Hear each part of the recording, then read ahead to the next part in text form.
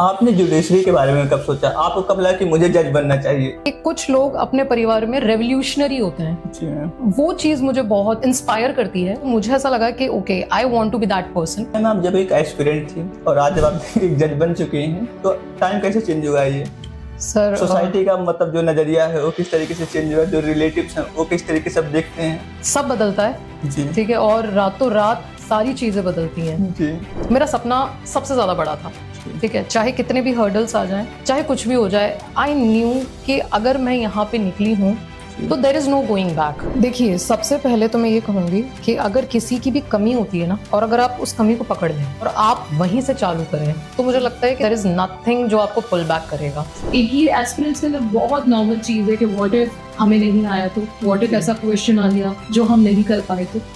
44 seats है, ये तय है। 44 पे जजेस बनना भी तय है। अब जो बैटल है वो ये है कि कौन कौन उस 44 के अंदर आते हैं। जय हिंद दोस्तों, जैसा कि हम सब जानते हैं कि जो जज का रोल होता है वो हमारे सोसाइटी में काफी प्रेस्टिजियस होता है, और इसी को देखते हुए हम सबके मन में कई बार ये सवाल आता है कि हम कैसे जज बन सकते हैं। जज बनने के लिए हमें क्या पढ़ना होता है, क्या स्ट्रेटजी होती है। परंतु एक सही गाइडेंस, एक सही स्ट्रेटजी ना होने की वजह से हम अपने सपने को छोड़ देते हैं। हमें लगता है कि मैं नहीं जज बन सकता हूँ। अगर आपके पास एक सही गाइडेंस हो तो आप भी जज बन सकते हैं, और ऐसी ही एक गाइडेंस के लिए हमारे साथ हैं प्रीतिश पराशर मैम, जो कि राजस्थान जुडिशरी 2024 के अंदर जज बनी हुई हैं। और मैम से आज की इस वीडियो में हम बातचीत करेंगे। हम मैम की स्ट्रेटजी, मैम का जो एक्सपीरियंस रहा है, कैसे पढ़ाई करना है, ये सब हम जानने का प्रयास करेंगे।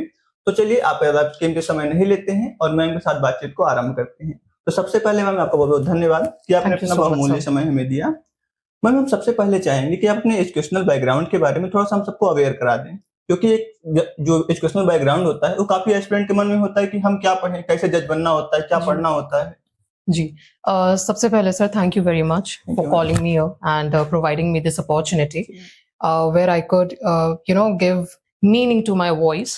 And coming to your question, जैसे मेरा एजुकेशनल बैकग्राउंड अगर मैं बताऊं तो 2018 में मेरा LLB कंप्लीट हुआ था, एंड उसी के साथ मैंने 21 के अंदर LLM कंप्लीट किया, और साथ ही में डिप्लोमा किया साइबर लॉज में। But being a judicial to be a judicial officer, and आपको LLB आपकी क्वालिफिकेशन होनी चाहिए। You have to be a law graduate, ठीक है। अब जैसे कुछ स्टेट्स होते हैं जहाँ पे अगर आप LLB परस्यू कर रहे हैं तो भी आप एलिजिबल हैं to give exams, but there are some states जो आपका कंप्लीट बैचलर्स चाहते हैं। ओके, सो ये मेरा एक एजुकेशनल बैकग्राउंड रहा है। मैम, आपने जुडिशरी के बारे में कब सोचा? आपको कब लगा कि मुझे जज बनना चाहिए, और इसके पीछे क्या मोटिवेशन था आपके लिए? जैसे मैंने इससे पहले मैंने बीकॉम किया था, 2018 तक मेरा बीकॉम हो गया था, एंड आफ्टर दैट एक वो जो थॉट होता है ना कि आपने ग्रेजुएशन कर ली है, बट अब आगे के क्या रास्ते हैं। क्योंकि जो भी मैं कर रही थी, जैसे मैंने कॉमर्स में अपना बैचलर किया है, मैं उस टाइम बैंकिंग की भी कुछ क्लासेस वगैरह देख रही थी, बट वो जो एक सेटिस्फैक्शन होता है कि ओके, आई एम कुछ एग्जिस्टेंस क्रिएट करने वाली चीज, तो वो एक सेटिस्फैक्शन मुझे नहीं मिल पा रहा था।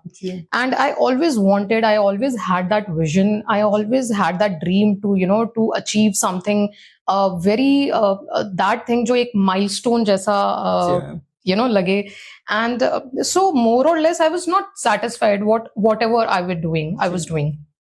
Then 2018 it was, and somebody introduced me with law, and they said कि भाई 3 years का जो होता है कोर्स होता है, and अभी वो किया जा सकता है। तो ठीक है, वो चीज़ क्लिक हुई, एंड मैंने फॉर्म वगैरह फिल किए और लॉ में ऐसा एंट्रेंस हुआ। तो जब 1 साल लॉ पढ़ा तो वो इतना इंटरेस्टिंग लगने लगा, एंड आई स्टार्टेड फीलिंग कि ओके, दिस इज इट, यहाँ पे मुझे होना चाहिए था, या ये मुझे पसंद आ रहा है, या वो जो एक होता है ना कि आपको एक किक मिल रही है, ठीक है, कि अब तक आपने जो किया आपको ऐसा वर्थ नहीं लग रहा था, but now this is something, and आप बहुत इंट्रीग्ड हो इसके अंदर।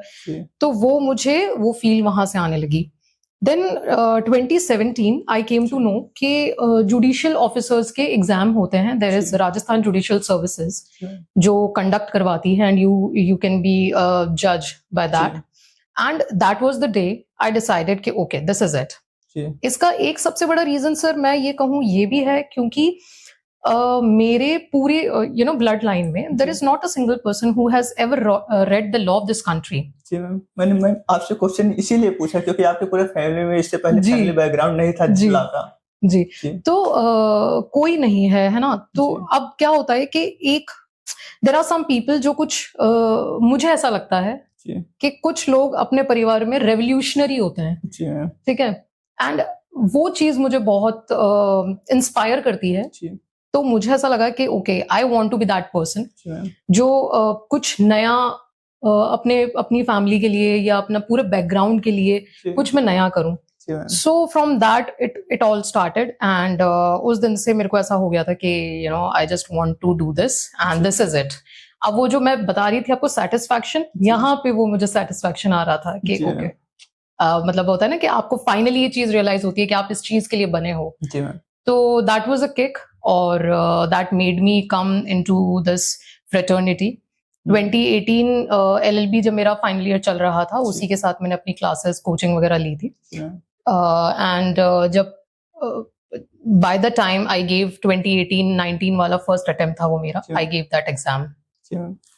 मैम आप जब एक एस्पिरेंट थी और आज जब आप एक जज बन चुके हैं, मैम इन दोनों बीच में जो टाइम आपका था जब आप एस्पिरेंट थे वो टाइम और आज का टाइम अगर आप कंपेयर करें तो टाइम कैसे चेंज हुआ है? ये सर सोसाइटी का मतलब जो नजरिया है वो किस तरीके से चेंज हुआ है, जो रिलेटिव्स हैं वो किस तरीके से अब देखते हैं?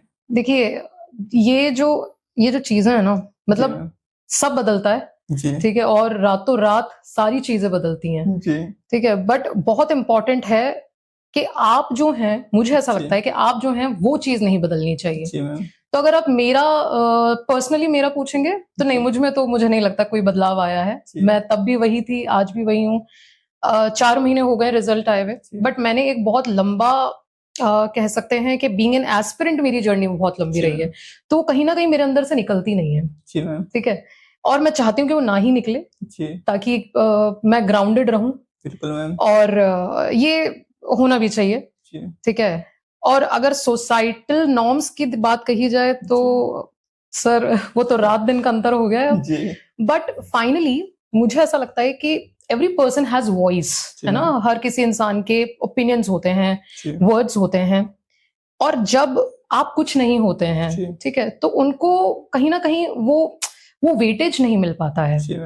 Okay, and after clearing this and जहां मैं आज हूं, फाइनली जो मेरी वॉइस है, जो मेरे ओपिनियंस हैं, I can take my own stand, people will hear me, people give me that weightage. तो ये तो बदलाव है ही, बिल्कुल है।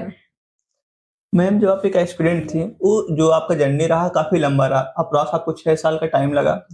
उस टाइम आप इतने टाइम में डिमोटिवेट भी हो जाता है, तो आप इस टाइम में अपने आप को किस तरीके से मोटिवेट रखती थी, और आपसे पहले अटेम्प्ट में क्या मिस्टेक्स हुई जो कि आपने सुधार किया और इस बार आप सफल हुई?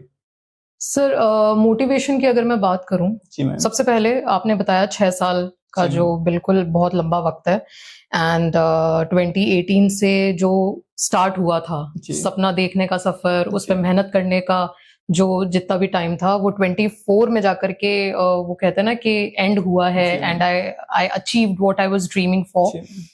सो मोटिवेशन सर, देखिए मेरा सपना सबसे ज्यादा बड़ा था, ठीक है, चाहे कितने भी हर्डल्स आ जाएं, चाहे कुछ भी हो जाए, आई न्यू कि अगर मैं यहाँ पे निकली हूं तो there is no going back then, ठीक है, टाइम लगा, बट प्रॉब्लम ये भी कहीं ना कहीं होती है सर कि अब जैसे कुछ एग्जाम्स होते हैं जहां पे एवरी ईयर नोटिफाई हो जाता है, बट ड्यू टू पैंडेमिक, अभी कोविड आया था, उसके बाद कुछ और चीजें भी रही, तो 2018 से लेकर 24 तक 3 अटेम्प्ट हुए हैं अभी, ठीक है, और मैंने तीनों अटेम्प्ट दिए हैं। जो मेरा फर्स्ट अटेम्प्ट था, अगर मैं उसकी असफलता की बात करूं तो मेरा LLB जस्ट मैंने क्लियर किया था, और क्लियर करते ही प्रीलिम्स का एग्जाम हुआ था। प्रीलिम्स में क्योंकि कंसेप्चुअल क्लैरिटी थी और वो बहुत नया जोश वो था कि हम जुडिशियल सर्विसेज क्रैक करेंगे, तो बहुत अच्छी खासी पढ़ाई करी थी, सब कुछ था। प्रीलिम्स मेरा बहुत अच्छे नंबर से क्लियर हुआ था, बट फिर आता है मेंस। मेंस की अप्रोच बहुत अलग होती है। जो आप एग्जाम यूनिवर्सिटी में दे रहे हैं, जो आप आंसर राइटिंग कर रहे हैं, it is very different there, ठीक है, क्योंकि आपके पास वहां पे वर्ड लिमिट है, जी टाइम लिमिट है, एक आपकी नोटबुक में एक स्पेस है, जी आपको उसके अंदर एक राइट अमाउंट ऑफ कंटेंट लिखना है जो जो बहुत ज्यादा वेग भी ना हो जी और बहुत ऐसा भी ना हो कि आपने इतना कम लिख दिया है कि जो एसेंशियल कंटेंट्स हैं वो ही आपने मेंशन नहीं करे हैं। जी तो ये जो एक क्लैरिटी है वो मुझे 2018 में नहीं थी। जी मैम ओके सबसे बड़ी बात गाइडेंस भी नहीं थी, जी ठीक है, क्योंकि being the first person here, जी तो वो एक रीजन था जो 2018 में मेरा क्लियर नहीं हुआ था। और बहुत, मैं कहूँ बहुत ज्यादा मार्जिन से नहीं रही थी, कुछ 2.5 नंबर कुछ रहा होगा, जी मैम बट उसने एक क्लैरिटी दी कि okay I am going on a right direction. जी अगर मैं इसको थोड़ा सा और फाइन करूं, इस पे काम करूं, तो I will be able to crack this.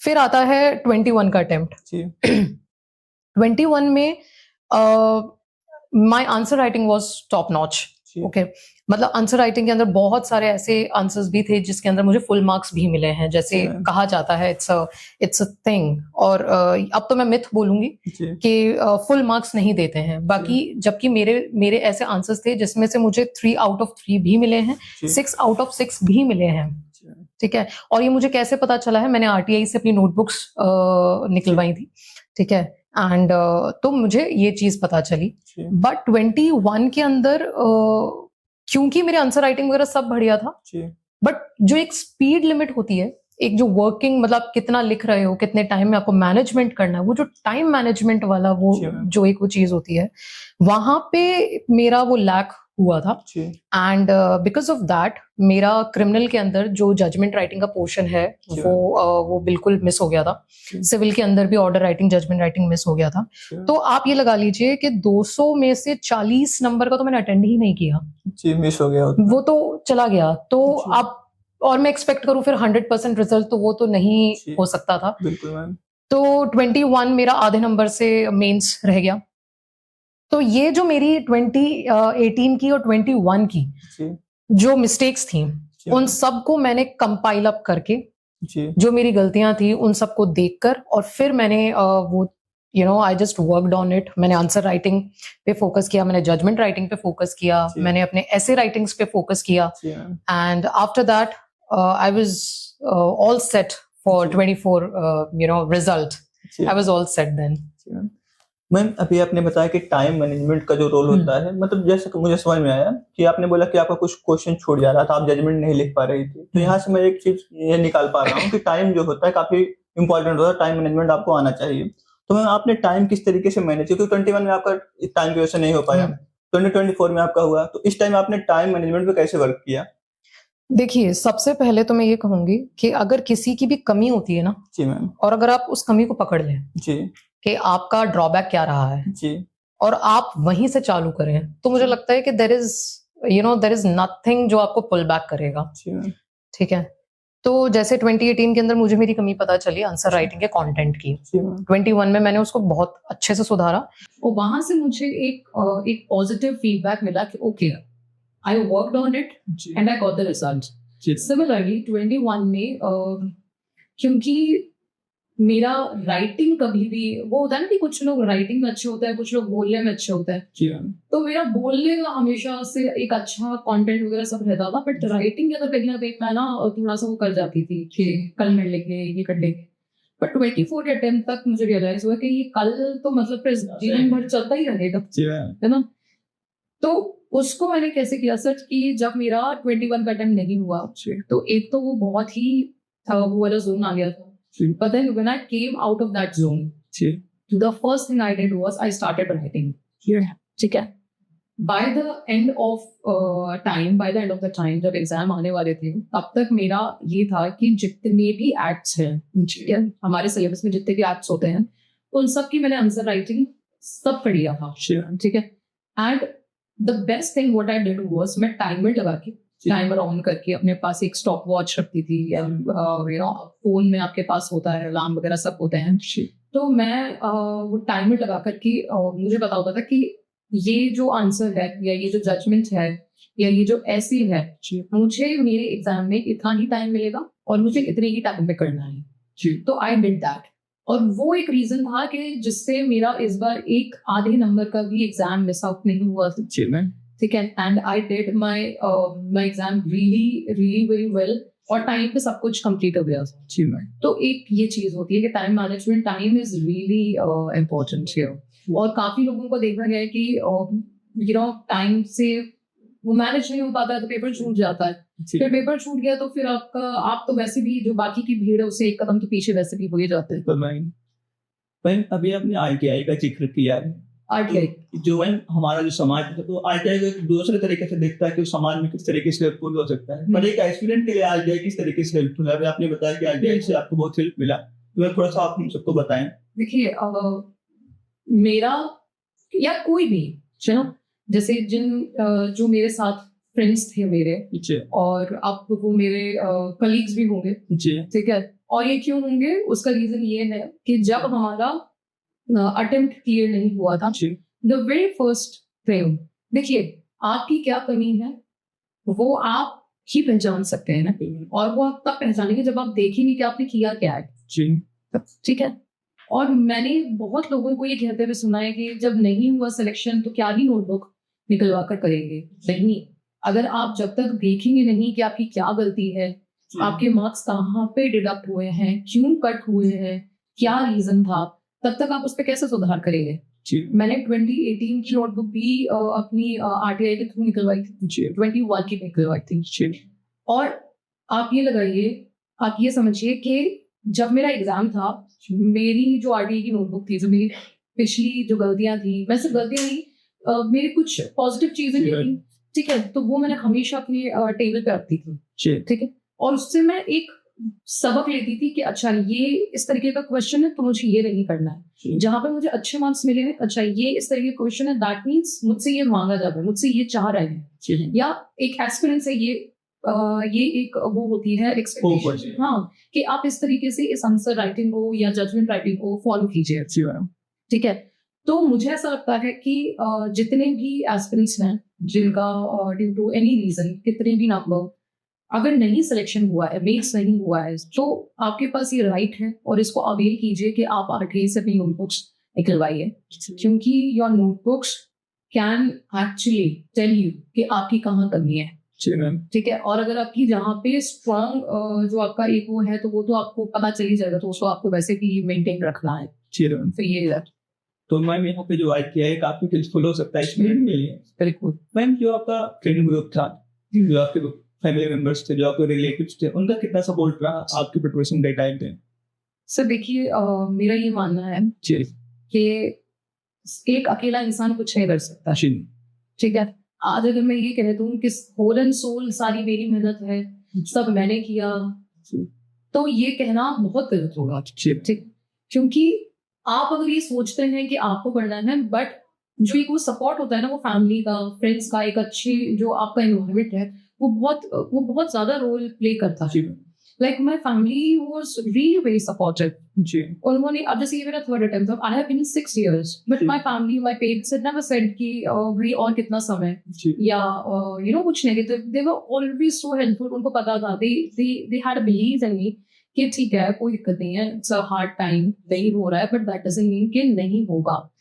तो वो हमेशा से दे वर वेरी मच कि कोई दिक्कत नहीं है, कितना भी टाइम लग जाए, हमें बताए कि आपका सपना है और हम साथ हैं, आप करो, ठीक है। तो ये एक टीम वर्क होता है जिसमें आपके फैमिली, आपके फ्रेंड्स, सबका बहुत रोल होता है। अब जैसे मेरे कुछ फ्रेंड्स थे एंड वो मेरे साथ पढ़ते थे, ठीक है। बहुत बार ऐसा हुआ है कि कभी कभी ना आप अकेले पढ़ के बोर हो जाते हो, आपको आपकी कमी नहीं समझ आ रही, आपको आपकी स्ट्रेंथ नहीं पता चल रही है, बट आप बस एक पैनिक मोड में हो कि एग्जाम आने वाले हैं, आप कैसे करोगे, व्हाट इफ।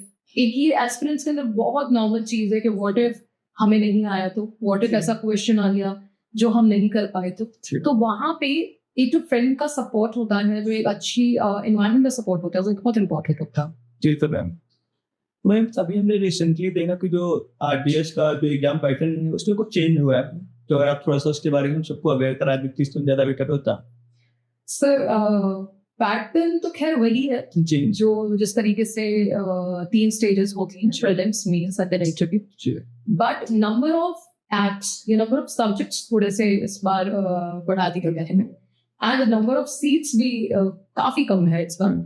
बट सर ऐसा है कि 44 सीट्स है, जी ये तय है। जी 44 पे जजेस बनना भी तय है, जी ठीक है। अब जो बैटल है वो ये है कि कौन कौन उस 44 के अंदर आते हैं, जी ठीक है। बाकी पैटर्न एज सच कुछ चेंज नहीं हुआ है, बस हाँ एस्पिरेंट्स के लिए इस बार थोड़ा सा ये है कि जो लोग 222 के अंदर बैठे थे जी और अब 44, तो एक बहुत ह्यूज गैप, जी। वास्ट नंबर ऑफ वो दिखता है कि कितना गैप है वैकेंसी का। बट मुझे ऐसा लगता है सर कि जिसको निकालना निकाले, बिल्कुल है ना। सब अगर ये सोच लेंगे अगर सिर्फ 44 है जी तो फिर एक भी सीट देखिए इसमें खाली तो जाएगी, तो मेहनत तो करनी है। मेहनत 222 में भी करनी थी, मेहनत इसमें भी करनी इस बार थोड़ा ज्यादा है इस बार, बिल्कुल। जी मैम, चूंकि आपने 3 बार एग्जाम दिया है और तीनों बार आपका प्रीलिम्स क्वालिफाई हुआ और अच्छे नंबर से क्वालिफाई हुआ है, तो मैम हम आपसे प्रीलिम्स के लिए स्ट्रेटजी जानना चाहेंगे क्योंकि प्रीलिम्स आने वाला है। तो स्टूडेंट के इस टाइम स्ट्रेटजी नोट लाए कि क्या प्रीलिम्स के लिए बढ़िया स्ट्रेटजी होता है, क्योंकि मेन जो होता है वो सेकंड राउंड है, पहले तो फर्स्ट राउंड प्रीलिम्स का आता है। तो मैं प्रीलिम्स के लिए आप स्ट्रेटजी शेयर करें। देखिए प्रीलिम्स इज वेरी इंपॉर्टेंट, जी मैम बट मुझे ऐसा लगता है जी कि सबसे ज्यादा इंपॉर्टेंट मेंस होता है सर, जी मैम ठीक है। क्योंकि मेंस प्रीलिम्स मतलब वो है कि आप ना एक तरीके से अगर कोई ये समझ ले जी कि मुझे मेंस में बैठना है सिर्फ इसीलिए प्रीलिम्स निकालना है, जी ठीक है। आप समझ रहे हैं, एक नजरिया होता है। जी। कुछ लोगों को ऐसा लगता है यार प्री निकल जाए, पहले प्री निकल जाए, मेंस तो देखी जाएगी, जी फिर वो नहीं देखी जाती है, श्योर ठीक है। क्योंकि मैं आपको बताऊं जो हमारा वाला अटेम्प्ट था 24 वाला अटेम्प्ट, जी उसमें से 45 डेज दिए थे। जी अब जो लोग इस भरोसे बैठे थे कि प्रीलिम्स निकल जाए बस मेंस देखी जाएगी, तो फिर 45 डेज में पता नहीं उन्होंने मतलब बहुत मुश्किल हो जाता है देखना, ठीक है। तो prelims is important but mains is very important. जी अगर आपके मेंस में नंबर बहुत अच्छे हैं तो आपको इंटरव्यू के लिए भी परेशान होने की जरूरत नहीं होती है, क्योंकि आपने वहां पे अपनी मेरिट हाँ हो गया है। जी बट जैसे कि अभी सब्जेक्ट्स, नंबर ऑफ सब्जेक्ट्स बढ़े हैं जी और 2-3 दिन ही हुए हैं अभी नोटिफाई हुए कि 44 सीट्स है, और आई गेस कल से फॉर्म भी स्टार्ट हो गए हैं, ठीक है। तो अभी तो मेरे पास भी काफी कॉल आए हैं कि मैम कैसे करना है, नंबर ऑफ सब्जेक्ट्स ये वो। बट पता है क्या सर, मुझे ऐसा लगता है कि जब नंबर ऑफ सब्जेक्ट्स बढ़ता है ना तो आपका जो मार्क्स का क्राइटेरिया है वो भी डिवाइड होता है। वो सबके लिए हो रहा है। एग्जैक्टली, एक तो सबके लिए हो रहा है, दूसरा जो अगर एक सब्जेक्ट के अंदर अगर आपको 5 मार्क्स आने थे अब वो डिवाइड हो गए हैं, जी मैम ठीक है। तो अब आपको मतलब इजीली मार्क्स गेन हो सकते हैं। जी दूसरा, प्रीलिम्स की 2 स्ट्रैटेजी होती हैं जी। बहुत important. The first thing is कि आपको एक तो कंसेप्चुअल क्लैरिटी होना चाहिए, जी उसी के साथ जितने एमसीक्यूज आप सॉल्व कर सकते हैं वो आप सॉल्व कीजिए। देखिए मेरी यहाँ पे एक गलती रही है जी मैम कि मैं एमसीक्यू सॉल्व नहीं करती थी, जी ठीक है। उसका रीजन ये होता था, मैं पढ़ लेती थी, डायरेक्ट पढ़ लेती थी, डायरेक्ट इज वेरी इंपॉर्टेंट, जी डायरेक्ट पढ़ लेती थी, बट एमसीक्यू इसलिए सॉल्व नहीं करती थी क्योंकि मुझे ऐसा लगता था कि अगर एक भी आंसर गलत हो गया तो जी। मेरा कॉन्फिडेंस यूज हो जाएगा। जी बट देन हुआ ये कि अब वो होता है ना कि जिससे आपको डर लगता है ना, सबसे पहले वहीं से स्टार्ट करो, जी वहीं से करो जी तो आपका डर भी जाता है। एंड वो जो आपको एक एक एम्पावरिंग सी जो फील आती है, जी मैम तो द थिंग इज कि अगर यहाँ पे गलत होता है, अगर आपको एक एमसीक्यू व्हाट इफ यही आंसर वहां आएगा तो वहां पे गलत नहीं होगा, जी ठीक है।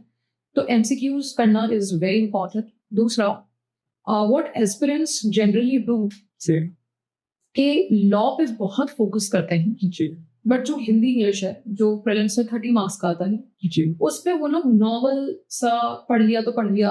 जी अभी जैसे रिसेंटली मेरी किसी से बात हुई एंड उन्होंने बोला कि मैम मैंने लॉ पे बहुत फोकस किया था बट हिंदी इंग्लिश क्योंकि मेरे पास टाइम ही नहीं था जी तो एंड के 10-15 मिनट में दीजिए। अब आप ये सोचिए कि आप एग्जामिनेशन हॉल से बाहर खड़े हैं, 10-15 मिनट में आप हिंदी इंग्लिश कैसे कर सकते हैं? फिर आप क्या बिल्कुल पॉसिबल नहीं है।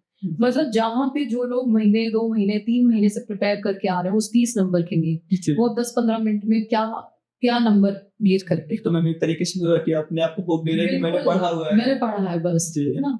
तो वो वर्क नहीं करता, दैट डजंट वर्क दैट। तो जितना आप लॉ पे फोकस कर रहे हैं मुझे लगता है इक्वली आपको हिंदी इंग्लिश पे फोकस करना इट इज इम्पोर्टेंट, जी क्योंकि आफ्टर ऑल 30 मार्क्स का वेटेज है.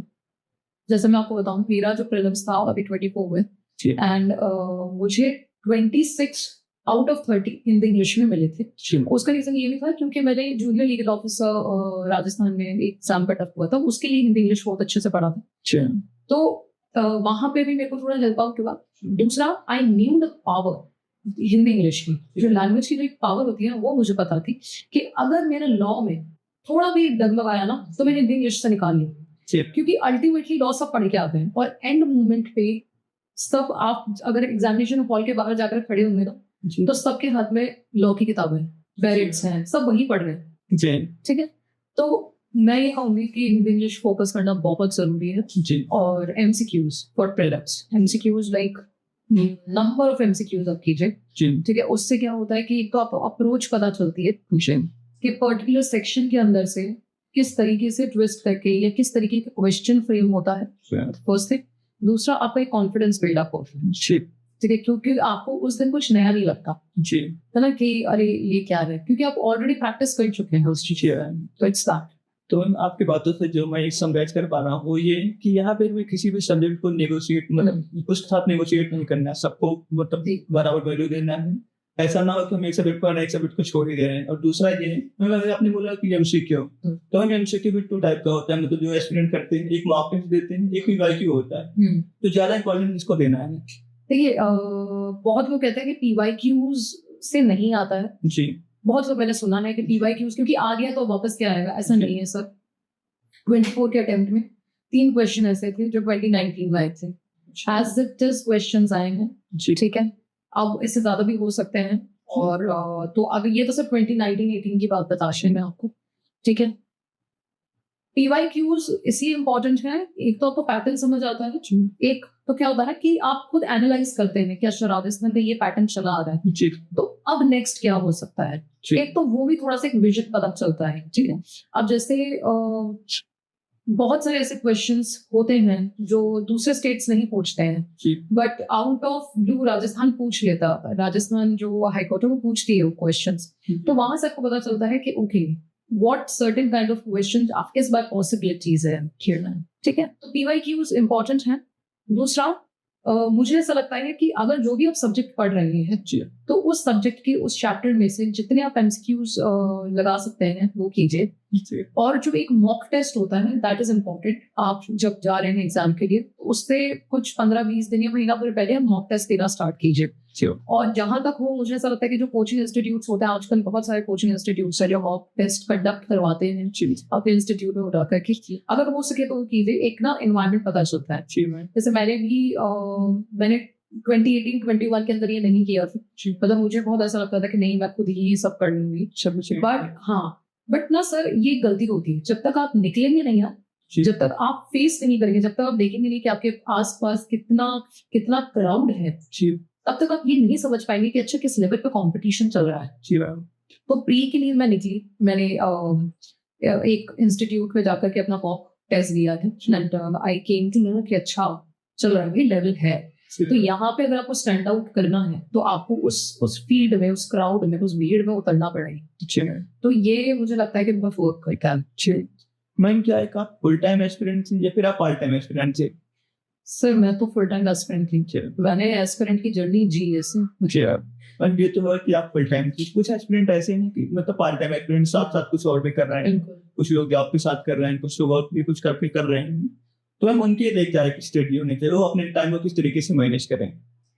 देखिए सर, ये जो एक स्ट्रैटेजी जो आपने क्वेश्चन पूछा है ये बहुत ही सब्जेक्टिव है. ठीक है, बट एक चीज जो सब पे वर्क करती है वो ये है कि कोई भी इंसान ना 2 नाव में सवार कर सकता है. ठीक है, आपको एक पे किनारा करना ही होगा. अगर आज मैंने कभी लिटिगेशन नहीं किया, मुझे कभी प्रैक्टिस में नहीं गई. उसका रीजन ये था कि मुझे इनजस्टिस लग रहा था. देखिए, लिटिगेशन भी अपने आप में एक प्रोफेशन है, बहुत प्रेस्टिजियस प्रोफेशन. अगर आज मैं वहां जाकर के 3 घंटे दे दूं, ठीक है, तो पहली बात तो 3 घंटे में मेरा वहां पे कुछ नहीं होगा. ठीक है, दूसरा 3-4 घंटे दे करके अगर मैं आऊंगी तो वो जो मेरे को एग्जॉस्ट वो जो फीलिंग होगी, चाहे वो मेंटल हो फिजिकल हो, जी वो कहीं ना कहीं मेरी जो आज मेरे को प्रिपरेशन करनी है उसके अंदर एक एक ड्रॉबैक क्रिएट करेगा। जी ठीक है। सो और मेरा विजन हमेशा से क्लियर था कि that I want to go in this, तो फिर मैं क्यों इस तरीके से खुद को इंडल्ज हूँ। जी वहीं पे अब काफी लोग हैं, कुछ लोगों की अब सिचुएशन भी होती है, कुछ लोगों की मजबूरी है, कुछ लोगों को करना है। तो उन लोगों के लिए फिर ये है कि देखिए, अगर आप ऑफ ले सकते हैं जी तो, और अगर आपका सपना है कि आपको जज बनना है जी तो फिर सपने के लिए तो लोग न जाने क्या क्या नहीं खड़े होते हैं। जी बट बात इतनी सीरियस है कि जब तक आप किसी चीज को 100% नहीं दे हो जी तब तक आप 100% रिजल्ट भी नहीं उससे एक्सपेक्ट कर सकते हैं। जी ठीक है। तो अब वो लोगों को देखना पड़ता है कि भाई कैसे अपना मैनेज करेंगे, क्या है। बट आई थिंक कि जब एग्जाम आए तो एक पूरी तरीके से वो जो कहता है ना कि खुद को मतलब बस झोंक दो किस फुल टाइम स्टूडेंट बन जाइए। एग्जैक्टली। तो वो आपसे ये प्रिपरेशन मांगती है, ये पोस्ट आपसे मांगती है, सेक्रीफाइसेस तो मांगती है। जी मैम, ये क्वेश्चन सही तो नहीं होगा पर फिर भी हम जानना चाहेंगे, क्योंकि कई स्टूडेंट पूछते हैं, उनके मन में डाउट होता है कि एक जज बनने की कितना देर पढ़ाई करना होता है, आप कितना लेट पढ़ते थे मैम? अगेन ये बहुत सब्जेक्टिव है। जी कुछ लोग होता है, अब सबकी ना सर ऐसा होता है कि सबका पैटर्न होता है। एक मेंटल एबिलिटी भी होती है, मैं कहती हूँ, और एक पैटर्न होता है। कुछ लोगों को लिख के याद होता है, कुछ लोगों को बस देखते ही याद हो जाता है, कुछ लोग बस रीड करते हैं, जी है ना। तो मैंने बहुत लोग देखे हैं जो 16-16 घंटे पढ़ रहे हैं। जी कैसे? मेरा सवाल उनसे कि कैसे जी कि ऐसा कैसे पॉसिबल है? 16 आवर्स, 18 आवर्स, तो फिर आप सो कब रहे हो? जी क्योंकि एक दिन तो आपको पढ़ना नहीं है, 2 दिन पढ़ना नहीं है, जी पूरी 1 साल की 6 महीने की मेहनत है। जी 6 महीने अगर आप एक की उठा लें, टाइम ले लें, 6 महीने आप अगर 3-3, 4-4 घंटे, मैंने किसी से एक्चुअली बात करी थी, अंदर सेट के मैम मैं अगर 4 घंटे भी सो लूं तो चल जाएगा।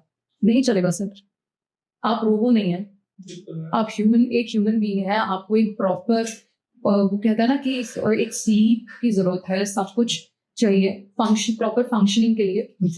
तो मुझे ऐसा लगता है सर कि ये तो अगर लोग जो जिसमें इस तरीके से पढ़ रहे हैं ना, इस चक्कर में कि 16 घंटे पढ़ लेता है, 17 घंटे पढ़ लेता है। मैं सच बताऊं, मैंने भी ट्राई किया था, एक दिन मुझसे नहीं हो पाया, और मैंने बिल्कुल टारगेट बनाया था कि आज चाहे कुछ भी हो जाए, I will give 14 hours of my life to studies. नहीं हो पाया sir. But what my strategy was, अगर मैंने सोच लिया है कि आज मुझे इतना कवर करना है, इतना पोर्शन कवर करना है, तो फिर मैं वो करूँगी irrespective of time। तो मेरा जो फोकस होता था वो टॉपिक कवर करने पे होता था, सब्जेक्ट्स कवर करने पे होता था, rather कि मैंने कितने घंटे की, कितने आवर्स की स्टडी करी है, कितना टाइम दिया है। That was never my focus. उसके लिए मुझे ऐसा लगता है कि इट इज वेरी इंपॉर्टेंट कि आप प्रॉपर नींद लें, प्रॉपर तरीके से अपनी डाइट लें। ठीक है। सिर्फ पढ़ते रहना क्योंकि एक पॉइंट के बाद ये काम नहीं करेगा, नहीं कर सकता। वही वाली चीज है।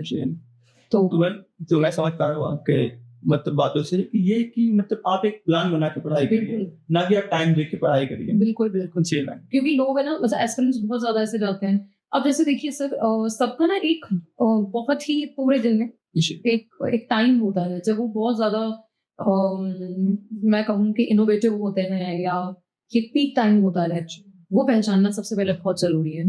फॉर एग्जाम्पल मेरे जो स्टडी आवर्स थे वो नाइट के होते थे। मतलब मुझे ऐसा लगता था कि जो मेरी पढ़ाई है वो रात में बहुत अच्छी हो रही है, तो उस टाइम में जब भी कुछ पढ़ती थी तो मुझे बहुत कनेक्ट होता था। ठीक है। अब अगर मैं अपनी स्ट्रैटेजी बताऊं तो ये लोगों में वर्क नहीं करेगी जो दिन में पढ़ने वाले लोग। ठीक है। तो इसीलिए मैंने बोला ये बहुत सब्जेक्टिव है, but every time make sure कि आप अगर एक ड्राफ्ट प्रिपेयर कर रहे हो, अगर आप अपना एक शेड्यूल बना रहे हो कि आज के दिन में आपको इतना पढ़ना है, तो make sure when you are going to your bed, नींद लेने के लिए, उससे पहले यू हैड द सेटिस्फैक्शन कि आज का सारा टारगेट आपका कंप्लीट। मैम थोड़ा सा इंटरव्यू तो बात कर लेंगे। मैम आपका इंटरव्यू एक्सपीरियंस कैसा रहा? सिर्फ मेरा इंटरव्यू का एक्सपीरियंस बहुत अच्छा हुआ। जी ये मेरा जुडिशरी का पहला इंटरव्यू था, जी ठीक है, 3 अटेम्प्ट दिए, जी ये पहला इंटरव्यू था ठीक है एंड इट वाज अमेजिंग। मतलब बहुत लोग डरे हुए होते हैं, बहुत लोग मतलब एक नर्वसनेस होती है, और काफी लोगों से मैंने सुना भी था कि नहीं अच्छा हुआ, जी बट जब when I walked into that room, मैं sir I was full of confidence, जी I had that confidence कि देखिए एक चीज तो होगी है कि अब डरने का क्या ही मतलब, यहाँ सब भाग तो जाएंगे, बिल्कुल अब यहाँ पे आए हैं तो अब लगना ही हो गया अब तो ग्रिल होंगे अब जी ऑब्वियसली, और इस चीज का सपना देखा है आपने, जी ठीक है। तो मुझे ऐसा लगता है कि जो चीज आपको आती है जी वो नर्वसनेस में, डर में, एक प्रेशर में कहीं ना कहीं आप खुद के साथ ब्लडर कर देते हैं। जी भाई तो कॉन्फिडेंस इज द की, जी ठीक है। Just walk into the room as you own this world, जी वो वाला कॉन्फिडेंस लेकर आप जाइए। एंड मेरा एक्सपीरियंस इंटरव्यू का बहुत अच्छा था, बहुत अच्छा, मुझसे बहुत ही अच्छे सवाल पूछे गए थे जी एंड कहीं पे भी ऐसा नहीं था कि बहुत ही ऐसी सिचुएशन हो कि जहाँ मैं घबरा गई हूँ या जहाँ पे थोड़ा सा ना तालमेल नहीं बैठ पा रही है। जी तो ये क्वेश्चन सर जरूरी इसलिए भी है क्योंकि बहुत एस्पिरेंट्स का ऐसा होता है कि हम प्री निकाल लेंगे, जी मेंस निकाल लेंगे, इंटरव्यू का डर रहता है क्योंकि प्री मेंस में आपको कोई देख नहीं रहा, जी इंटरव्यू में आपका बस आपके सामने 3 जने बैठे हैं, जी आपके साथ एक पैनल है और आपसे तो काफी लोगों को उसका भी डर रहता है। बट मैं ये बिल्कुल क्लियर आउट करना चाहूंगी कि डर जैसा माहौल बिल्कुल नहीं होता है। जी जैसे अभी आप और मैं बात कर रहे हैं जी ना, मेरा इंटरव्यू बिल्कुल ऐसा नहीं था, जी मतलब वहां पे डिस्कशंस ही हो रहे थे। जी जो चीज आप इतने टाइम से पढ़ रहे हैं, जो चीज आपने प्री में कर लिया है, जो चीज आपने मेंस में कर लिया, तो उसको बोलना है, जी भाई ठीक है। तो यही चीज है। मुझे लगता है कि जो लोग पहुंचते हैं इंटरव्यू राउंड तक उनके पास नॉलेज तो होता है, क्योंकि प्री क्वालिफाई करना, मेंस क्वालिफाई करना अपने आप में बहुत बड़ी बात है, नॉलेज तो वहां तक चेकआउट हो जाता है। मतलब अभी आपने बोला कि 3 मेंबर्स होते हैं वर्ल्ड में, तो मैं थोड़ा सा आप उन मेंबर्स के बारे में बताइए, कौन कौन से मेंबर्स होते हैं? देखिए जो हाई कोर्ट के जस्टिस होते हैं वही होते हैं साथ में, जी और एक होते हैं जो स्पेशल नॉलेज किसी फील्ड के अंदर रखते हैं, एक वो होता है, बाकी 2 जस्टिस होते हैं। जी तो और वो आपसे, जैसा कि आपने बोला, नॉलेज, मोस्टली इंटरव्यूज नॉलेज के लिए नहीं होता है जी भाई क्योंकि, और मैं ये भी नहीं कहूंगी कि बिल्कुल नहीं होता है, ऑब्वियसली नॉलेज भी चेक होती है आपकी, बट क्योंकि वो एक बहुत अच्छे लेवल पे चेक हो चुकी है, जी मैम तो अब वहां पे आप नॉलेज अपनी बताने के लिए नहीं बैठे हैं, जी वहां पे आप बैठे हैं आपका कॉन्फिडेंस शो करने के लिए। जी क्योंकि मान के चलिए कि आप अपने डाइस पे हैं जी और अगर कोई केस आता है आपके सामने, जी हाउ विल यू रिएक्ट, जी यू नो ऑन दैट। अगर आप घबरा गए, अगर आप उस पॉइंट पे आपने कि कैसे होगा, जी तो वो कॉन्फिडेंस जो होता है ना, वो भी एक आपका चेक होता है, ठीक है। तो interview is all about your intellectual, जी कि what kind of prudence you have, कितने एक्यूरेट हैं आप, कितने, मतलब अब कुछ लोग होते हैं जो इंटरव्यू के नाम पे बिल्कुल ब्लैंक हो जाते हैं, तो आप उनसे पूछते रहिए, घबरा जाएंगे, वो नहीं बोल पाएंगे, जी तो फिर अब वो भी सारी चीजें चेक होती हैं। जी जैसे अगर मैं अपने इंटरव्यू का एक्सपीरियंस आपको बताऊं यहाँ पे, जी। तो कुछ ऐसे क्वेश्चन थे जो लीगल उस पे थे, लॉज पे थे, जी बट मोस्टली मेरा जो इंटरव्यू चला है जी वो उस पे चल रहा है ये जानने के लिए कि मेरा जो पर्सनल बिलीफ है, जो मेरा पर्सनल थॉट है, मैं किसी सिचुएशन को कैसे देखती हूँ, जी ठीक है, मैं किसी चीज की क्या अप्रोच रखती हूँ, जी तो वो मोस्टली वहां पे वो किया था। जी and if you are very much confident about your views, अगर आपका स्टैंड बहुत अच्छा है, अगर आप अवेयर हैं, जी ठीक है, और मुझे ऐसा लगता है बीइंग अ जज, आप मतलब ये बहुत इंपॉर्टेंट है, आपका एक पर्सनल ओपिनियन होना बहुत जरूरी है, और वो भी राइट, जी कुछ भी नहीं, एक सही पर्सनल ओपिनियन जहाँ पे आप मेरिट्स डीमेरिट्स सबको देख कर एक न्यूट्रल एक उसमें हाँ एक सही अप्रोच में आते हैं, तो वो होना बहुत इंपॉर्टेंट है, वो ही आपका चेक होता है वहाँ। It is that. मैं इंटरव्यूज पर एक एनटीए फॉर्म फिल होता है जिसको हम बोलते हैं डाटा एनालिसिस फॉर्म, तो मैं उस फॉर्म को फिल करते हूँ, क्या क्या सावधानी रखनी चाहिए, क्योंकि क्वेश्चन कई बार वहां से पूछे जाते हैं, तो फिर हमसे मिस हो जाए, उस टाइम से कोई गलती वहां से हो जाए, तो हम जब हम डायरेक्ट का फॉर्म फिल कर रहे होते हैं उस टाइम हमें क्या क्या चीजें ध्यान में रखना होता है? सो बी रियल, जी I would say be real. जी जो आपने किया है ना, जी ठीक है, सबसे पहले तो दिमाग से उसको मतलब देख के करो, उसे घबरा कर करने की जरूरत नहीं है। जी। शाम को जब आप फील करते हैं और 2 कॉपी ले लो, जी अगर कुछ गलती होती है तो कोई दिक्कत नहीं, यू हैव अनदर कॉपी, जी ठीक है, 2-3 जितनी भी कॉपी आप लेंगे बिल्कुल। But be real. अगर आपने कुछ आपकी क्वालिफिकेशन है जी तो आप उसको फिल कीजिए, जी ठीक है। अब और अगर नहीं है तो आप उसे अननेसेसरी मतलब सिर्फ एक अच्छा एक वो दिखाने के लिए आपका मेरिट वो मत कीजिए, ठीक ठीक है। अब जैसे काफी लोग हैं जिनका मास्टर्स हो गया था बट उन्होंने नहीं वो शो किया। Reason being they were afraid कि मास्टर्स में से क्वेश्चंस पूछेंगे तो हम क्या बोलेंगे। जी बट मुझे ऐसा लगता है कि ये ज्यादा मैटर नहीं करता है, जी ठीक है। जैसे मैंने एलएलएम किया है, जी मैंने शो किया था, ठीक है। अब ह्यूमन राइट्स में मेरा एलएलएम है, मुझसे इंटरव्यू में क्वेश्चन भी पूछा, पर ऐसा नहीं था कि पूरा इंटरव्यू ह्यूमन राइट्स पे चला हो। जी एंड अगर आपको इंटरव्यू में कोई क्वेश्चन नहीं आ रहा है तो कोई इशू नहीं है उसके अंदर, इट इज ओके। मतलब वो आपसे एक्सपेक्ट भी नहीं कर रहे कि आप हर एक चीज का जवाब दो, जी ठीक है। अभी क्या होता है कि नॉर्मली भी अगर आप किसी से पूछ रहे हैं, किसी को कुछ चीज आती है, किसी को नहीं आती, अब वो बहुत अंडरस्टैंडेबल सिचुएशन है कि ठीक है, इट इज ओके, जी ठीक है। तो जब आप फॉर्म फिल कर रहे हैं तो आप हर चीज का ध्यान दीजिए, कुछ उसमें गलत मत भरिए, ठीक है। और जहां तक वो अगर आपने मास्टर्स कर रखा है या कोई आपकी क्वालिफिकेशन है बता दीजिए, कोई इतना फर्क नहीं पड़ता है। मैम एक क्वेश्चन मेंस के ऊपर बनता है, मैम मेंस के लिए सही स्ट्रेटजी क्या होता है? मैं क्योंकि मेंस में कई सारे सब्जेक्ट्स होते हैं, तो किस सब्जेक्ट को कितना वेटेज देना है, हमें आंसर को किस तरीके से राइट करना है, एक सही फॉर्मेट क्या होता है आंसर राइटिंग का? देखिए सर, क्योंकि हमारे पास नंबर ऑफ सब्जेक्ट्स हैं, जी मैम। उसके अंदर सबसे पहले एक बाइफरकेशन करना जी है ना, कि कौन सा सब्जेक्ट मेजर है, कौन सा माइनर है, जी और कौन से ऐसे सब्जेक्ट्स हैं जो सेमी माइनर या सेमी मेजर हम कह सकते हैं, जी ठीक है।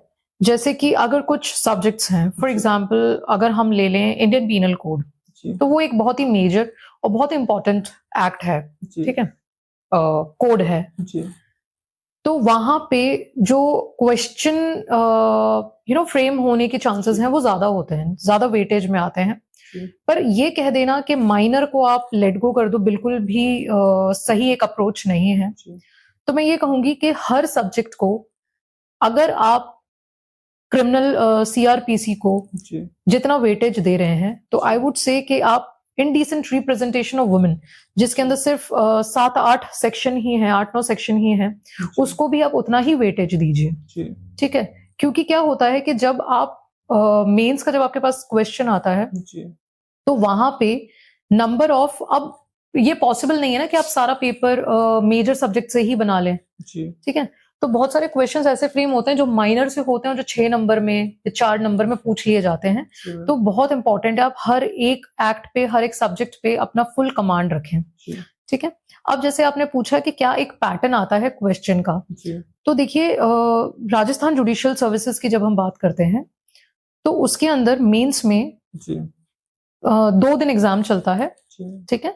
फर्स्ट डे होता है सिविल का पेपर जो 100 मार्क्स का होता है, और फिर 3 घंटे का ब्रेक होता है। उसके बाद आता है आपका हिंदी ऐसे जो 50 मार्क्स का होता है। जी मैम। नेक्स्ट डे आपका क्रिमिनल का पेपर होता है जी 100 मार्क्स अगेन, एंड देन 3 घंटे बाद इंग्लिश ऐसे होता है जो 50 मार्क्स का होता है। तो इस तरीके से 2 दिन आपका एग्जाम चलता है। जी अब अगर अपन लॉ की बात करते हैं, जी तो सिविल में और क्रिमिनल में जैसे कि 80 मार्क्स का तो प्योरली आपका ये जो लीगल सब्जेक्ट्स हैं, जो आपके एक्ट्स हैं, उस पे होता है। जी मैम। 20 मार्क्स या 14 मार्क्स, 14 to 20 मार्क्स सिविल के अंदर आपका judgment writing and order writing आता है। जी मैम। वहीं क्रिमिनल में आपका 20 मार्क्स का जजमेंट राइटिंग आता है। जी क्योंकि राजस्थान जुडिशियल सर्विसेज के अंदर सेपरेट पेपर नहीं होता है, जी तो मेंस का जो पेपर है उसी के अंदर जजमेंट राइटिंग भी आपका इंक्लूड होता है, और 20 to 14 मार्क्स इतना होता है, ठीक है। अब बाइफरकेशन मार्क्स का कैसे होता है कि सबसे पहले आपके पास 5-6 क्वेश्चंस आएंगे ऑफ 3 मार्क्स, जी फिर 3-4 आएंगे ऑफ 4 मार्क्स, जी फिर 3-4 होंगे 6 मार्क्स के, फिर 2 होंगे 8 मार्क्स के, और फिर एंड में होंगे 10 मार्क्स ईच जजमेंट राइटिंग, जी मैम। ठीक है। अब उसी के साथ आरजेएस में जो कॉपी आती है, अलग से नहीं आती है कि क्वेश्चन पेपर अलग आ गया और फिर आपको नोटबुक दे रहे हैं, अब आप सॉल्व कीजिए। उसके अंदर ऐसा होता है कि आपका क्वेश्चन लिखा हुआ है और उसी के नीचे आपका लिमिट है, जी स्पेस लिमिट है, आप उसके अंदर अपना आंसर राइटिंग कीजिए। जी नाउ व्हाट हैपेंस समटाइम्स, जो एस्पिरेंट्स होते हैं वो वो जो स्पेस होता है ना उसको भरने में लग जाते हैं जी कि हमें एंड तक लिखना है। जी जरूरी नहीं है, अगर 3 मार्क्स का क्वेश्चन है, अगर आपसे एक सिंपल सा क्वेश्चन पूछा आप उतना ही आंसर दीजिए, जी उसमें कोई जरूरत नहीं है कि आप फिर इंट्रोडक्शन भी दे रहे हैं, आप फिर उसका ओरिजिन भी दे रहे हैं। अगर आपसे केस लॉज नहीं कोट करने को पूछा तो आप केस लॉज भी कोट कर रहे हैं। ये इसीलिए मैं बोल रही हूँ सर, क्योंकि क्या होता है कि अगर आप पूरा टाइम वहां पे 3 मार्क्स 4 मार्क्स में दे देंगे, जी फिर आपके पास आते हैं 8 नंबर वाले, 10 नंबर वाले, वहां तक टाइम नहीं बच पाता जी है। मैम। फिर वो जो टाइम मैनेजमेंट जो है ना वो आपका नहीं बन पाता है। ठीक है, तो जितना आपके पास स्पेस है जी उसमें कीजिए। अगर जैसे इस अटेम्प्ट में जी देयर वर सर्टेन क्वेश्चंस जो स्पेस तो बहुत दे रखा है, जी ठीक है, 10 मार्क्स या 6-8 मार्क्स में थे वो, तो स्पेस बहुत दे रखा है, बट मेरा कंटेंट खत्म हो गया है। जी तो अब या तो मैं स्पेस को भरने लग जाऊं, जी है ना, तो वो इनजस्टिस हो जाएगा मेरे बाकी क्वेश्चंस के साथ। मैम, या quality फिर में- जब मेरी जब मैंने क्वालिटी डिलीवर कर दी है, जी जब मैंने अपना आंसर एक क्या कह सकते हैं कॉम्प्रिहेंसिव आंसर अपना डिलीवर कर दिया, उसके बाद स्पेस कितना भी बचे मुझे क्या फर्क पड़ता है। जी क्वालिटी मेरा- मैटर हाँ, करता है, क्वांटिटी नहीं मैटर। एग्जैक्टली मैंने जितना उसमें लिखा जा सकता था मैंने जी। लिख दिया। जी अब पेज भरने के चक्कर में, because this is not of your universities exam ना, जी। आपका एक यूनिवर्सिटी का एग्जाम नहीं है ये, तो एक ये अप्रोच होती है। अगर आपका आंसर आपको लगता है कि आपका आपने डिलीवर कर दिया एक अप्रोप्रिएट, एक प्रॉपर जो आपसे पूछ रहे हैं, उसके बाद स्पेस पे मत जाइए। कोशिश कीजिए जितना स्पेस है उसी के अंदर आप वर्क कीजिए, क्योंकि बहुत बार ऐसा होता है कि आप इतना सब कुछ लिख देते हैं तो वो स्पेस ही रह जाता है। अब फिर एस्पिरेंट्स परेशान होते हैं कि अरे हमें 3-4 लाइनें और लिखनी थी, अब कहाँ लिखें वो लाइंस, जी राइट। तो वो चीज है। दूसरा, जो लोग दे चुके हैं मेंस या जो फर्स्ट टाइम देंगे, तो उनके लिए एक ये एडवाइस रहेगी कि आप ना पेपर को देखिए। जी मैम। ठीक है, पेपर जब आप देखेंगे तो आपको ये पता चलेगा कि एक पैटर्न चला आ रहा है। जी पहले आपसे प्रॉब्लम बेस्ड क्वेश्चंस पूछते हैं जी जो कि इलस्ट्रेशन से ही मोस्टली आते हैं। फिर आपसे डायरेक्ट क्वेश्चन पूछेंगे या स्टेटमेंट वाइज क्वेश्चन पूछेंगे कि जी। इलैबोरेट कीजिए इसको। उसके बाद आपके पास क्वेश्चंस आते हैं डिफरेंस बेस। अच्छा, जी। डिफरेंस बेस का ये रहता है कि जितने भी एक्ट्स हैं, जितने भी डिफरेंस बेस क्वेश्चन है, उसको आप एक नोटबुक में लिख लीजिए, ताकि एंड ऑफ द टाइम आप सिर्फ उसको रिवाइज करें। जी मैम। फिर आपके पास कुछ ये जजमेंट राइटिंग आता है। तो ये इस तरीके से पैटर्न चलता है, whether it is of civil और whether it is of criminal. जी। तो अगर आप स्ट्रैटेजी बनाकर करेंगे ना, अगर उसको आप समझ लें, डिकोड कर लें कि पेपर जी। हमसे क्या चाह रहा है, प्रिपरेशन इतनी हार्ड नहीं है। जी मैम। ठीक है, देयर आर सर्टेन डायमेंशंस, उन डायमेंशंस में आपको पढ़ना है। जी और दूसरी चीज जो बहुत इंपॉर्टेंट है वो ये है कि कुछ भी आधे नंबर का, इवन आई एम सेइंग 0.1 जी मार्क्स का भी आपको नहीं छोड़ना है। जी मैम। ठीक है, क्योंकि मैंने with all due respect sir, with all due respect, क्या हुआ था कि when I was giving my exam, first exam, तब शायद हो सकता है कि इतना कंपटीशन नहीं था, जी और नंबर ऑफ एक्ट्स राजस्थान में उस टाइम बहुत ज्यादा थे। देयर वाज ऑलमोस्ट 48 एक्ट्स उस टाइम, 2018 से पहले की बात कर रही हूँ मैं। जी तो बहुत लोग राजस्थान में ना आते नहीं थे एग्जाम देने, राजस्थान जुडिशियल सर्विसेज को ऑप्ट नहीं करते थे। जी। जब मेरा फर्स्ट अटेम्प्ट था 2018 में, जब मैंने दिया था, तब 48 से आप ही लगा लीजिए 18 एक्ट्स या उससे भी कम, 15-16 कुछ रह गए थे। तब से ये थोड़ा सा ट्रेंड हो गया है कि people are very much, aspirants are very much inclined towards Rajasthan judicial services. ठीक है, तो मैंने उस टाइम किसी का इंटरव्यू देखा था, सिलेक्टेड कैंडिडेट, कि भाई क्वालिटी होनी चाहिए। अगर आपका पेपर छूट भी जाता है, क्योंकि उनका पेपर रह गया था, एग्जाम नहीं पूरा, मतलब जजमेंट राइटिंग या कुछ तो क्वेश्चंस रह गए थे, 7-8 नंबर का उनका छूट गया था पेपर, तो अगर वो नहीं भी होता है तो भी आपका सिलेक्शन हो जाएगा। बट सर वो जो एरा है ना वो खत्म हो चुका है। जी that era has been ended, seriously. ठीक है, अब अगर आप छोड़ देते हैं ना जी तो आप पीछे हैं, आप फिर रेस में पीछे हैं। जी मैम। आप इमेजिन कीजिए एक रूम में 50 जने बैठे हैं, जी अगर आपका एग्जाम या आपका 3 नंबर का क्वेश्चन छूट गया है, वो जो 49 लोग हैं ना वो आपसे आगे हैं, जी मैम। तो उनके सिलेक्ट होने के चांसेस बढ़ जाते हैं। जी तो अब वो थ्योरी वर्क नहीं करती कि अगर आपका पेपर छूट गया है तो भी अगर आपने आंसर्स बहुत अच्छे लिखे हैं तो आपका सिलेक्शन हो जाएगा। जी वहां पे रिस्क हो जाता है थोड़ा। मैम, अभी आपने जजमेंट राइटिंग की बात किया जी। है, तो हम चाहेंगे कि आप थोड़ा सा उसको एलिब्रेट करें, क्योंकि जजमेंट राइटिंग अपने आप में काफी इंपॉर्टेंट होता है। मैम, थोड़ा सा। Sir, judgment writing is very very important, जी। Very important. और जजमेंट राइटिंग के साथ ही मैं आपको ये बोलूंगी ऐसे राइटिंग मेंस में, जी मैम। ठीक है। क्या होता है ना कि लीगल बैकग्राउंड जब होता है या आपका जब जब आप एक एस्पिरेंट हैं, है ना, लॉ के, तब आप मोस्टली फोकस करते हैं कि आप अपना लॉ स्ट्रॉन्ग कर लो, ठीक है, आप अपने सब्जेक्ट्स को स्ट्रॉन्ग कर लो। जी वहां पे कुछ कैटेगरी ऑफ एस्पिरेंट्स आती है जो जजमेंट राइटिंग को इतना वेटेज नहीं देती है। दे आर लाइक कि भाई 80 नंबर का तो हमारा लॉ है तो उसी पे फोकस कर लेते हैं, जी। 20 के पीछे क्यों जाएं। जी ये बहुत गलत अप्रोच है, जी ठीक है, क्योंकि मैंने ये अप्रोच गलत अपनाई है एक बार जी एंड उसका मुझे कुछ रिजल्ट नहीं मिला है। जी तो इसीलिए मैं ये कह रही हूँ कि you have to make that harmony हर एक सब्जेक्ट में, हर एक पोर्शन में। Judgement writing is really very important. After all आपको डाइस पे आके वही करना है, जी ठीक है। अच्छा, अब आपसे एक्सपेक्ट ये नहीं किया जा रहा है बीइंग एन एस्पिरेंट कि आप एक बहुत शानदार जजमेंट लिखिए, वो आपसे होगा भी नहीं, क्योंकि जो जिस तरीके से डाइस पे जो जजेस वर्क कर रहे हैं वो अभी एक एस्पिरेंट से नहीं हो सकता है। उनके पास एक्सपीरियंस भी तो है। एक्सपीरियंस नहीं है उनको। अच्छा, बहुत सारे एस्पिरेंट्स ना मतलब लैक ऑफ गाइडेंस की वजह से भी नहीं कर पाते हैं। मैं अगर कहूँ दूसरी चीज, जो कोचिंग सेंटर्स होते हैं, देखिए सबका एक तरीका होता है, सब बहुत अच्छा करा रहे हैं, सब अपने फील्ड में बहुत सबकी एक वो रहती है कि नंबर ऑफ स्टूडेंट्स उनके कोचिंग से जाएं, सब अपना बेस्ट ही दे रहे हैं। बट कहीं ना कहीं क्या होता है सर, जो मुझे एक चीज लगती है कि कोचिंग सेंटर्स में जो जजमेंट करवाए जा रहे हैं वो बहुत फुल फ्लेज्ड होते हैं, वो इस लेवल पे होते हैं कि एक एक घंटा लग रहा है, यू नो, और हमारे पास एग्जाम में इतना टाइम ही नहीं है। जी मैम। और ये चीज डीकोड मैंने बहुत जल्दी कर ली थी। सो अब आपको एक जजमेंट, क्रिमिनल की बात करें तो आपको एक जजमेंट फ्रेम करना है जिसके अंदर आपको पहले चार्ज फ्रेम करना है and then you have to write a judgment. Judgment अगर आप एक्विटल दे रहे हैं या कन्विक्शन दे रहे हैं, कन्विक्शन देंगे तो 3 स्टेप्स और बढ़ जाएंगे, एक्विटल थोड़ा कम रहेगा, ठीक है। अच्छा, देयर इज अ मिथ कि आप एक्विटल नहीं दे सकते हैं जजमेंट में, नहीं, ऐसा नहीं है, आप एक्विट कर सकते हैं, एक एक्विटल का जजमेंट दिया जा सकता है बहुत। लेकिन मैंने अपने इसमें एग्जाम में एक एक्विटल दिया था और एक कन्विक्शन दिया था, ठीक है। नाउ एक जो स्ट्रैटेजी रहनी चाहिए वो मुझे ये लगता है कि सबसे पहले तो जो ओरिजिनल जजमेंट्स होते हैं मैंने उनसे रेफर किया, ठीक है, क्योंकि राजस्थान बेस पे, राजस्थान पैटर्न पे कोई एक जजमेंट राइटिंग की बुक नहीं है। जो जजमेंट राइटिंग की बुक आती है वो मेनली मध्य प्रदेश, झारखंड या छत्तीसगढ़, दिल्ली, यूपी, बिहार, वहां की चलती है, ठीक है, और वहां पे सेपरेट पेपर होते हैं। यहाँ पे अगर आप उसको अप्लाई करेंगे तो it will unnecessarily take time, तो वो एक अप्रोच सही नहीं रहती है। दूसरा, जो मेरी कोशिश थी वो ये थी कि कैसे मैं 20 to 25 मिनट्स में एक ऐसा जजमेंट फ्रेम करूं जिसमें मेरा चार्ज भी है, जिसमें मेरा जजमेंट भी है, ठीक है, ताकि 1 घंटे में मेरे दोनों जजमेंट हो जाएं। And that's what I did in my exam.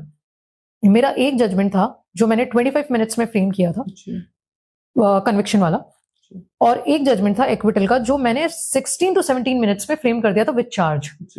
ये क्यों किया था मैंने? क्योंकि ये मेरी प्रैक्टिस थी, ठीक है। मैंने एक नोटबुक सेपरेट बना रखी थी, मैं उसमें जजमेंट के क्वेश्चंस पढ़ती थी। एक सही आपका क्या सेक्शन होना चाहिए, क्या कोर्ट होता है, उसकी अंडरस्टैंडिंग होनी चाहिए आपको, ठीक है, क्या कोर्ट का मैटर है उसकी अंडरस्टैंडिंग होनी चाहिए, ठीक है, और आप कितने मिनट में कर रहे हैं। तो जब मैं अपना जजमेंट फ्रेम करती थी I used to write time over there, है ना, कि मैंने ये कितने मिनट में करा है। अगर वो ज्यादा टाइम टेकिंग है तो मैं नेक्स्ट टाइम कोशिश करूंगी कि मैं कुछ ऐसे स्टेप्स जो अननेसेसरी मुझे लग रहे हैं तो उनको कट डाउन करूंगी और एक अच्छा क्वालिटी डिलीवर करूंगी, ठीक है। अब मोस्टली जजमेंट राइटिंग में ये होता है कि आपके जो पहले के जो पैराग्राफ्स हैं, जो पहले के पॉइंटर्स हैं, वो लोग लिखने में बहुत टाइम लगा देते हैं, जबकि उसकी कोई जरूरत नहीं है, वो आपको फैक्ट्स में ऑलरेडी गिवन है। तो वही चीज अगर आप लिख रहे हैं that is waste of time, वहां तक तो आपको मार्क्स ही नहीं मिल रहे हैं। मार्क्स आपको मिलते हैं फॉर्मेट के, सबसे पहले द कोट वगैरह जो भी आपके 5-7 लाइंस होती हैं, ठीक है, उसके मार्क्स मिलते हैं। फिर आपका जो जजमेंट स्टार्ट होता है वहां 3-4 जो पैराग्राफ्स है वहां तक कोई मार्क्स नहीं है, वो ऑलरेडी आपके फैक्ट्स में गिवन है। फिर आपको मार्क्स मिलते हैं एप्रिसिएशन के, मार्शलिंग के, कि किस तरीके से आपने एविडेंस पुट किए हैं, कितने आपके विटनेसेस थे, और फिर आपने क्या कंक्लूड किया है, आपकी क्या ऑब्जर्वेशन है, आपकी क्या फाइंडिंग्स हैं, आपने क्या इश्यूज फ्रेम किए हैं। अगर मैं इसकी बात करूं तो सिविल की, और पॉइंट्स फॉर डिटर्मिनेशन क्या है आपके क्रिमिनल में, मार्क्स उसके मिलते हैं सर। जी मैम। ठीक है, तो अप्रोच इस तरफ की जानी चाहिए, रैदर अप्रोच की जानी चाहिए कि आप एक बहुत फुल फ्लेज्ड एक जजमेंट राइटिंग कर रहे हैं, क्योंकि हमें ये देखना भी जरूरी है, एक तो मार्क्स जी 10 नंबर का है, प्लस आपके पास pages, there are only 5 pages, 5 pages के अंदर आप जजमेंट के साथ आपको चार्ज भी करना है। जी ठीक है, दूसरा टाइम, जी time management is really very important. तो ये सब देखकर judgment writing I don't think बहुत ज्यादा डिफिकल्ट है, मुझे बहुत डर लगता था initially, but now I can say कि लॉ से मतलब जो बाकी का जो आंसर राइटिंग है उससे ज्यादा इजी मैं कहूँ, जी या उससे ज्यादा मैं कहूँ कि मार्क्स जहां से गेन किए जा सकते हैं, दैट इज जजमेंट राइटिंग। जी मैम, आपकी बातों से जो मैं कंक्लूड कर पा रहा हूँ, मेंस के लिए भी, जजमेंट राइटिंग के लिए भी, कि हमें अपना आंसर लिखना भी है और उसका जो है, जो हम बोलते हैं कि एक एनालिसिस करना है, तो अपना सेल्फ अगर आप एनालिसिस करते हैं तो वो आपके लिए ज्यादा बेटर होता है, ना कि कोई दूसरा उसका एनालिसिस करे। मैम लास्ट में हम चाहेंगे, हमने कई चीजों पे डिस्कस कर लिया है, लास्ट में अगर आप कुछ एस्पिरेंट को सजेशन देना चाहें, कुछ गाइड करना चाहें तो मैम प्लीज। देखिए मेरा सजेशन जी सबसे, जितने भी एस्पिरेंट्स हैं जिन्होंने मुझे अब तक कांटेक्ट किया है, जी ठीक है, और मुझे बहुत मैं कहूँ सर, मुझे बहुत एक्चुअली अच्छा लगता है जी when people when people contact me and they ask me कि हम कैसे यहाँ तक आ सकते हैं, तो मुझे ये चीज बहुत ही enlightenment, या वो मैं कहूँगी मुझे बहुत अच्छा लगता है when people ask me, जी। because मैम, उनका एक ट्रस्ट होता है कि बिल्कुल, मतलब एक वो ये चीज, अगर हमको गाइड करेंगे तो हमें काफी अच्छा गाइड होगा, हमारा टाइम बचेगा, हमारा एनर्जी बचेगा, Exactly. गाइडेंस काफी इंपॉर्टेंट होता है। क्योंकि ये मुझे इसलिए भी अच्छा लगता है sir, because lack of guidance की वजह से मैंने मेरा एक अटेम्प्ट वेस्ट किया है, जी मैम। मैं कहूँ 2 एक्चुअली अटेम्प्ट वेस्ट किए हैं, जस्ट बिकॉज मेरे पास गाइडेंस नहीं थी, एक अच्छी, एक प्रॉपर डायरेक्शन नहीं थी। और अगर मैं किसी को ये डिलीवर कर सकती हूँ, ये बता सकती हूँ, तो आई थिंक उनका एक अटेम्प्ट बचेगा और एक बहुत जल्दी वो एक सफल हो जाएंगे। हाँ, एक पेडिस्टल पे पहुंच पाएंगे। दूसरा, मुझे ऐसा लगता है कि sir there is a difference between a job and a service, जी राइट? जॉब आप खुद के लिए, आपके परिवार के लिए करते हैं, जी service is is for people, जी is for public at large.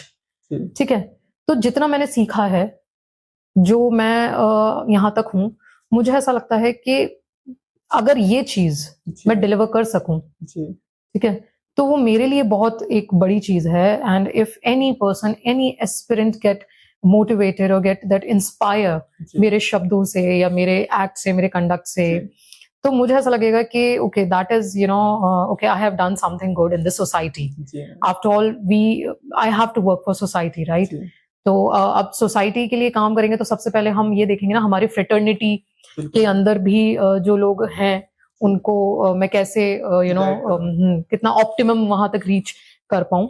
जी सो अभी जैसे कि माहौल एक बन रखा है, 44 वैकेंसीज हैं, जी नंबर ऑफ एक्ट्स बढ़ा रखे हैं, जी तो मैं सिर्फ ये कहूंगी कि कुछ नहीं किया जा सकता इसके जी, अंदर, ऑब्वियसली, है ना?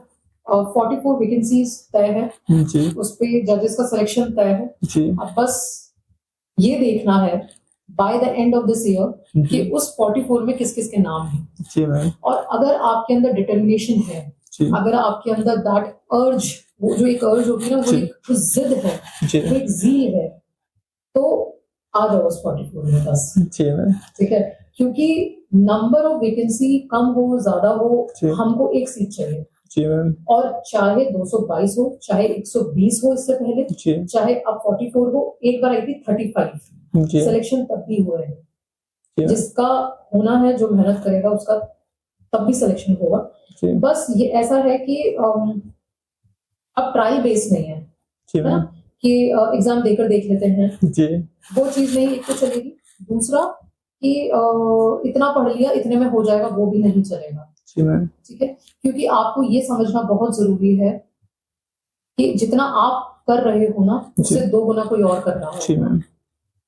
राइट? बिल्कुल। आज अगर मैंने एक सब्जेक्ट पढ़ा है, तो मैं जी। ये सोचूंगी कि किसी और ने इस सब्जेक्ट के एडिशनल भी कुछ पढ़ा है, जी so, मैम। वो कंपटीशन है। जी तो you have to be in that competition, आपको वो फील करना है, and you have to make your position in that. जी एंड सपना है तो बस करना है, वो वाली चीज है। एंड ट्रस्ट मी सर, मैंने एक लंबा अरसा दिया है, एक जी। लंबा समय दिया है अपनी जर्नी को। उस जर्नी से एस्पिरेंट की जर्नी जब खत्म होकर यहाँ आते हैं ना, जी और जो यहाँ से एक नजारा है दुनिया का, जी मतलब पहले ऐसा होता तो दुनिया आपको देख रही है, अब जी। आप दुनिया को देख रहे हैं। जी। जो नजारा है ना, it is outstanding, it is beautiful, beautiful. Ma'am मुझे जो लगता है आपकी बातों से कि आपकी जर्नी यहाँ नहीं रुकने वाली है, अब आप आगे भी ट्राई अब करेंगे। जर्नी बस, हाँ बिल्कुल बिल्कुल सर। मैं ये कहूँगी this is my starting actually, I would जी। Say that. And I wish कि बहुत कुछ जो चीजें मैंने सोच रखी हैं वो जरूर हों। ठीक है, थोड़ा टाइम लगा, but this is not the end, this is just a starting. And देखो अब आगे क्या, कहाँ तक जाते हैं, क्या जी। होता है। मैम हम उम्मीद करेंगे, हम भगवान से प्रार्थना करेंगे कि आप Thank you, sir. भारत के शीर्षतम जो स्तर है वहां तक पहुंचे, क्योंकि आप जैसे ऑफिसर्स का जो है हमारे देश को जरूरत भी है। और मैम आपने अपना बहुमूल्य समय दिया, आपने हमें इतना अच्छे से गाइड किया, इसके लिए आपको दोबारा से बहुत बहुत धन्यवाद। Thank you so much, मैं sir. उम्मीद करूंगा कि जो लोग आपको देख रहे होंगे उनको काफी मदद मिली होगी। तो दोस्तों आपको ये वीडियो कैसा लगा आप हमें कमेंट बॉक्स में बताएं। साथ साथ जो मैम ने बताया, अगर आपको इसमें कुछ डाउट है, कुछ आपको मन में भी सवाल बचे हुए हैं, तो आप कमेंट बॉक्स के अंदर पूछ भी सकते हैं। लास्ट में मैं एक कोट कह के जो है अपनी बातों को समाप्त करना चाहूंगा। तुलसीदास जी ने कहा है कि तुलसी नर का क्या बड़ा, समय बड़ा बलवान, और भीलन लूटी गोपिया वही अर्जुन वही बार। तुलसीदास जी का कहने का मतलब ये है कि आप अगर परिश्रम भी कर रहे हैं तो कई बार समय आपके अनुकूल नहीं होता है। समय तो बहुत बड़ा उदाहरण होता है, समय बहुत इंपॉर्टेंट होता है। कई बार समय आपको साथ नहीं देता, इसलिए आप सक्सेस नहीं पाते हैं। आप पाइवट करते हैं, आप पूरी जर्नी में मोटिवेशन के साथ करते हैं, उसके बाद भी आपका सिलेक्शन नहीं हो पाता है। और इसके लिए उन्होंने एक उदाहरण भी दिया। उन्होंने उदाहरण ये दिया कि जो अर्जुन जी को जिम्मेदारी दी गई कि द्वारका की जो गोपियां हैं, जो भी द्वारका की जो नारियां हैं, सबको जो है सुरक्षित वो हस्तिनापुर तक पहुंचा दें। तो वहां पर रास्ते में भीड़ों ने जो है उनको लूट लिया, और अर्जुन जी जो कि बहुत बड़े महारथी थे, बहुत बड़े धनुर्धर थे, उन्हें सेव नहीं कर पाए। तो यहाँ पे कहने का मतलब यही है कि कई बार आपके अंदर जो है टैलेंट होता है, आप बहुत अच्छे से कर रहे होते हैं, पर समय आपका साथ नहीं देता, इसलिए आपको नहीं हो पाता। इसलिए मैं आपसे रिक्वेस्ट करूंगा कि आप अपने दृढ़ निश्चय के साथ लगे रहिए, भगवान के ऊपर विश्वास रखिए और अपनी मेहनत के ऊपर विश्वास रखिए। निश्चित तौर पर आपका सिलेक्शन होगा। धन्यवाद।